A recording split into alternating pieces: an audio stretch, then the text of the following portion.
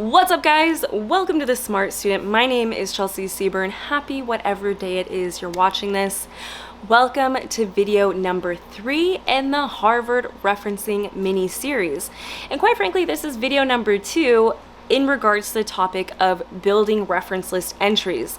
Now, if you have not watched video number 1, do me a favor, go watch that right now. Literally pause this video, go watch it, because you'll need to understand that information in order to get the most out of this video where we're gonna actually build reference list entries. So, as always, I do have that free PDF downloadable template for you, which contains everything I cover in this video and the one before it. I know I'm biased, but it's truly a great guide. Last disclaimer before we hop into my laptop is remember, there is no official guidebook, manual, rulebook for Harvard referencing style. What I'm teaching you is from my research, the most common formatting standards that I found across the board, and I'm giving them to you guys in a video and these templates so you have something cohesive to go off when you're out there formatting your Harvard papers. So if anything your professor says is different from what I'm saying here, probably want to listen to them first, or hey, you can show them this video and battle it out for yourself. And let me know how it goes if you do. But with that, let's go ahead and jump into the goods. Woohoo! Here we are. Welcome to your personal tutorial on building Harvard reference list entries. So what you're looking at on the screen is the main document that we're going to work through together. And what this is a list of Harvard reference examples that I've compiled. And what I'm going to do is I'm going to walk you through the template and how it translates into that real life example. And I purposely chosen these categories because I find that they're the most common Harvard reference list entries you'll be building. And also, if you learn how to reference what I'm about to teach you, you're going to be set pretty much for any source you run into, no matter the type. Okay? Before we jump into here, we do need to do a brief recap on what we learned in the previous video. And now these are all templates that are included in your free PDF download, which I'm sure you've already done. But let's go ahead and start with this. So the process of building a Harvard reference list entry is identifying these 4 elements and then putting it into the correct formatting pattern. So starting with these elements, the 4 things you're always looking for is the author, date, title, source. Then, once you've identified those 4 elements, you're going to format it using this template. When it comes to each individual element, there are some varying formatting principles, which is why I highly recommend watching the first of this 2-part video series if you haven't already. I'm not going to cover this. I'm going to trust that you watch this video or that you pause this one and you're going to go watch it right now. But coming back to this sheet, the last thing we're going to discuss before we jump into those examples is the 2 different formatting variations. You have the italic title and the italic source. Basically, if the title is italicized, that's because it's a work that stands alone. And if it's the source that's italicized, it's because that work belongs to a greater whole. So the example I like to give you guys is I want you to think about a book versus a book chapter. The book stands alone, the book chapter is part of the greater whole, the book. So while it may sound complicated, it's really not that bad. If you were to look at the bottom half of this page, you can see an example of each one. The italic title, the work stands alone. In the template, you can see that the title is italicized, and that's exactly how it translates into the example. Same thing with the work that's part of a greater whole. In the template, you can see the source name is italicized, which is exactly what's italicized in the example. All right, so we're good to go here. Now let's start building these reference list entries. What we're going to start with is how to reference a web page. And we have 2 examples here, the variation being the author element. So the first web page, I'm going to show you how to format when there's one author responsible for that web page. And in the second example, we're going to talk about how you format a group author. Okay, but let's go ahead and zoom in here and let's look at this template. So you can see the 4 elements based on the color coordination. So we have the author, the date, the title, and the source. The author element, what you're going to do is you're going to include the person's name in an inverted formatting, meaning their last name comes first, followed by a comma, and the first initial of their first name. That's all you need for a Harvard reference list entry when it comes to formatting the author element. You don't need to include the middle initial. And by the way, let's say that the first name is missing, you simply don't include it, okay? So looking at our example, that's exactly what we have here. We have the last name Keeling, comma, and then I believe her first name was Helen, so there's H, period, closing out the author element in proper formatting. Now, the year element, or the date, is very simple when it comes to Harvard referencing because Harvard asks that you include the year and the year only. Doesn't matter what type of source it is, all you need is the year, which is typically very easy to spot on a source unless that source has no date. So as you can see here, we have 2022 enclosed in parentheses, and with that, you're finished with the date. Easy peasy. So now we're going to move on to the title of the web page. The first thing I want you to take note of is that it's italicized. So that means that a web page is considered a standalone source. But now we can move on to the source element. So here, this is going to be the standard anytime you're including a URL link. So what you're going to do is you're going to type out available at followed by a colon. You're going to put the live URL in angle brackets like you see it is here. And then in parentheses, you're going to include the date you accessed that source. Okay? So looking here at the example, we have available at colon, our full live URL link enclosed in those angle brackets. And then let's say we researched this source on the 9th of October. That's a date we accessed it. Well, that's exactly what we're going to put for our access date. We have accessed colon 9 October 2022. And that officially concludes our first reference list entry. But now let's go ahead and look at the group author example. Oh, by the way, as you can see underneath each reference list entry, I do have examples of the in-text citations. I'm not going to cover them right now because the next video is a full in-depth tutorial of in-text citations. I just want to showcase them here in this example so you can start getting used to them. Now, moving right along. For this example, we have the exact same template as the previous. The only difference is that we're citing a source with a group author.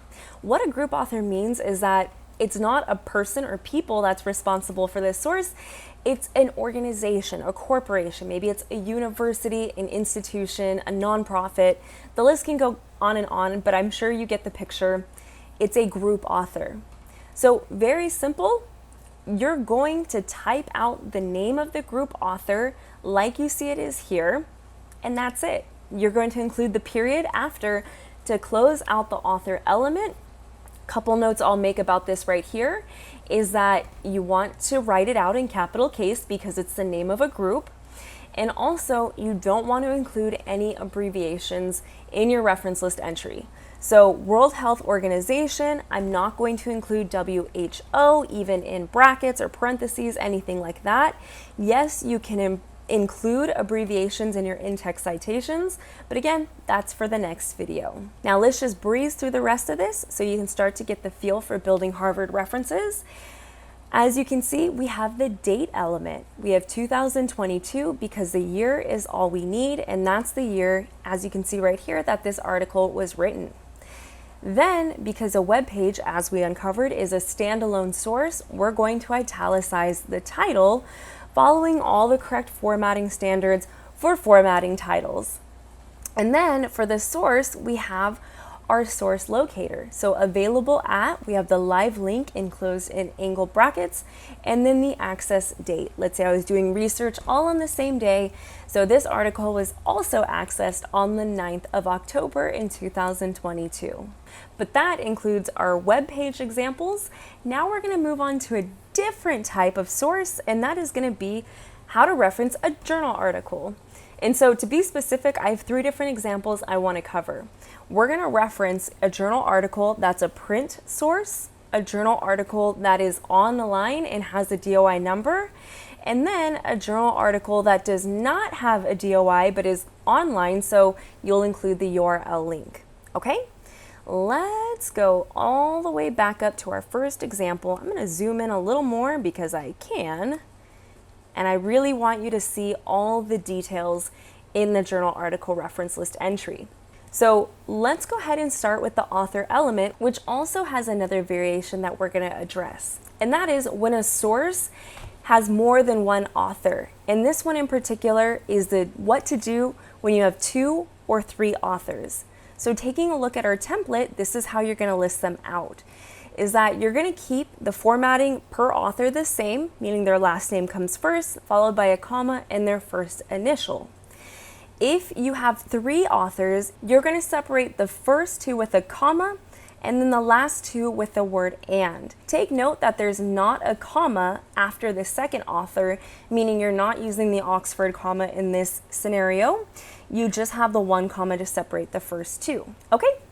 Looking down at our example, this source had 2 authors, so using this template, this is how they're formatted out. The first author listed, we're going to include their last name, comma, first initial, period.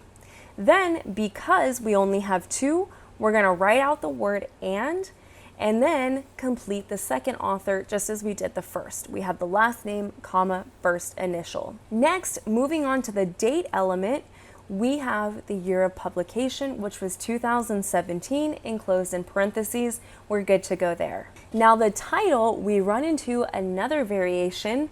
Why? Well, because this is a different type of source. A journal article is part of a greater whole, which means we're going to italicize the source element. So coming over here to the title, what Harvard would like you to do is type out the title in regular font, but you're going to enclose it in single quotations, so that way the title is crystal clear, separate from all the rest of the information with the source element. Okay, so in our example, we have our title typed out following the correct formatting principles.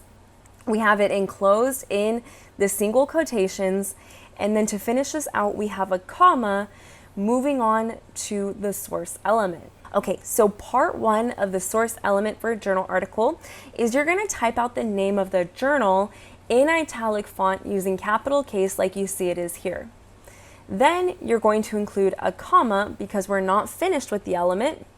We now need to include the periodical information. This is going to include the volume number and the issue number. And to differentiate between the two, Harvard asks that you enclose the issue number in parentheses.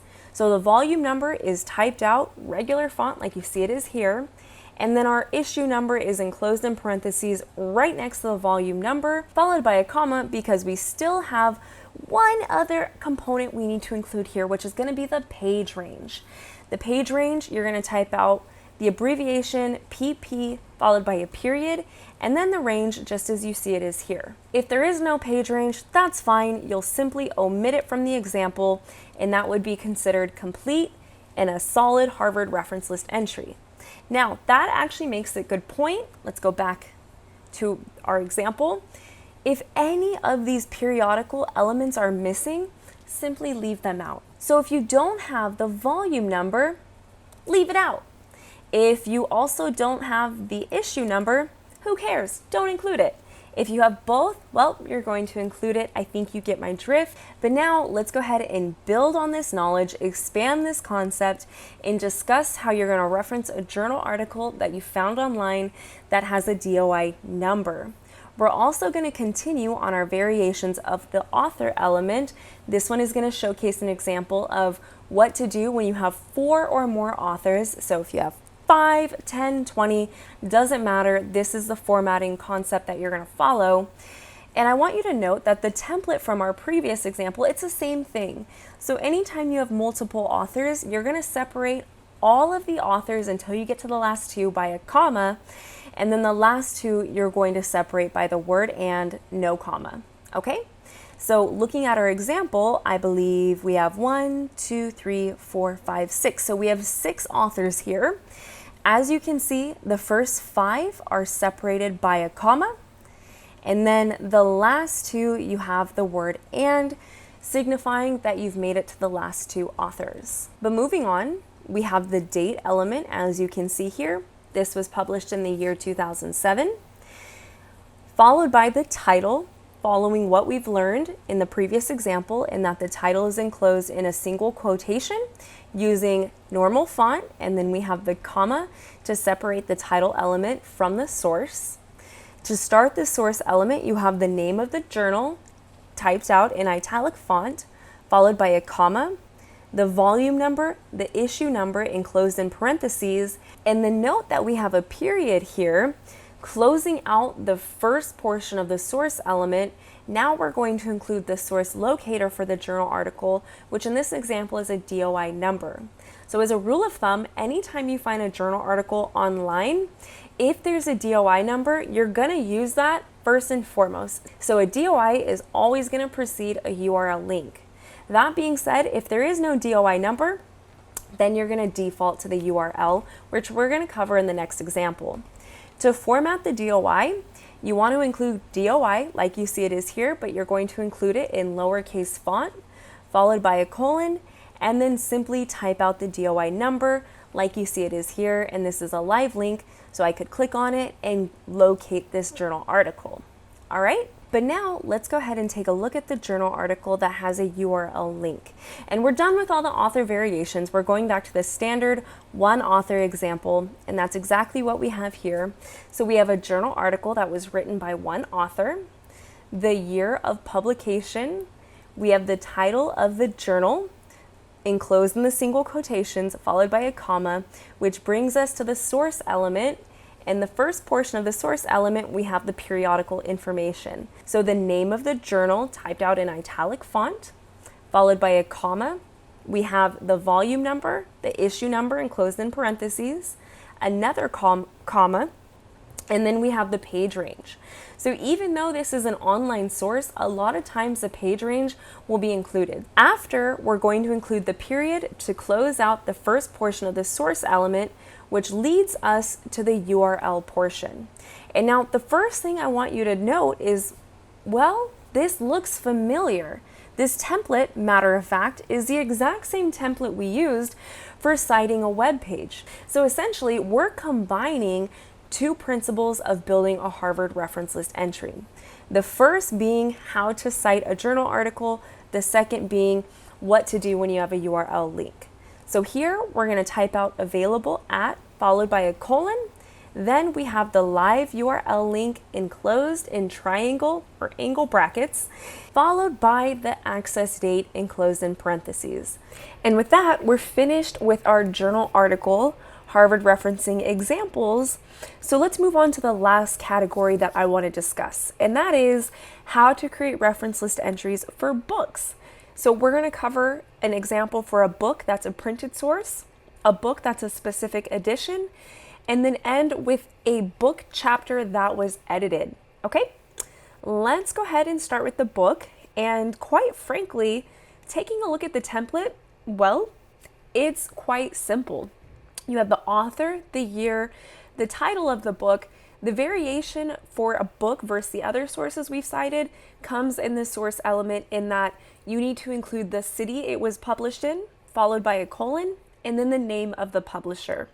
So that's exactly what we have down here. We have our author element, our year, the title of the book written in italic fonts because a book is a standalone source. And then we have our source element, which was published in New York. So that's what we have there. We have our colon, and then the publisher was Random House. Okay? Now let's take this knowledge and let's talk about what to do if the book is a specific edition. We're going to keep everything from the previous example, except we're going to add in the edition number, which for Harvard referencing, you're going to include after the title of the book, and you're going to use the abbreviation EDN for edition number. So as you can see, we have a period after the title just to separate these 2 elements. This was the 9th edition, and we have a period after the edition so we can move on to the source element. All right, not too bad. Now let's talk about what to do when it's an edited book chapter. So as you can see, there's more moving parts, so we have some variations here. So what are those variations? Well, first, we're transitioning from a standalone source to a greater whole, well, because a book chapter is going to be part of an entire book. So the chapter title, we're going to enclose in those single quotations followed by the comma. Now, moving over to the source element, this is where the majority of the variations are. So to start, we want to include the editor's information, and this is how you're going to format it. You're going to type out in, followed by the author's name, which we're going to keep the way we would format the author element, in that the last name comes first, followed by a comma, and then you have the first initial followed by a period. Then to signify that this is the editor, what you're going to do is include the abbreviation for editor, which is ED period, and you're going to enclose it in parentheses to separate it from the editor's name so nothing gets confused. You're going to include a comma because we're not quite done with the source element. We're going to finish out, again, just combining concepts that you already know. So the title of the book, we're going to type in italicized font because this is part of a greater whole. Then we're going to include the city published, followed by a colon, the publisher, another comma, because now it's important that you include the page range. Why? Well, because you're citing a book chapter, so you want to include the pages relevant to that book chapter. Let's take a look at the example. We have the author element, the date, we have our title formatted for a greater whole, followed by a comma, which leads us into the source element, which we're going to format as in Holderness, comma, G period. Then we're going to include the abbreviation for an editor enclosed in parentheses like you see it is there. Once we're finished with the editor element, we're going to include a comma to complete the rest of the source, which we're going to start with the title of the book typed out in italic font, followed by a period. We have the publisher information, which is going to be the city this was published, a colon, and then the name of the publisher. And then finally, we have a comma and the page range. And with that, woohoo, pats all around because we finished with our examples, but don't run away yet. I have one last important note that I want to make, or something I want to teach you, in other words, that's just going to make your life so much simpler when you're creating Harvard reference list entries. All right, so what I want to talk about is when you encounter a source that you've never cited before. So it's a new type of source, you've never created the reference list entry. Guess what?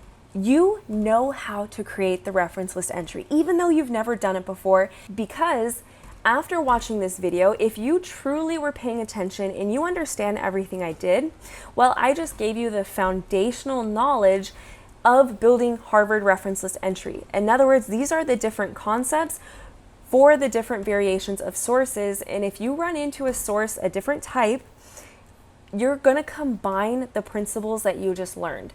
So let's take a look at this example right here. Let's say this is a book chapter, and it's just a book chapter. It wasn't edited. You just want to cite the chapter in this book. Well, go ahead and remove the editor information and then follow the rest of principles that you know of citing a book. So simple as that. Now, let's say you found this book online, meaning it's an ebook and you have a URL link available. Well, you're going to combine the principles that you already know. So here we go. We're simply going to include the URL link following those same formatting guidelines.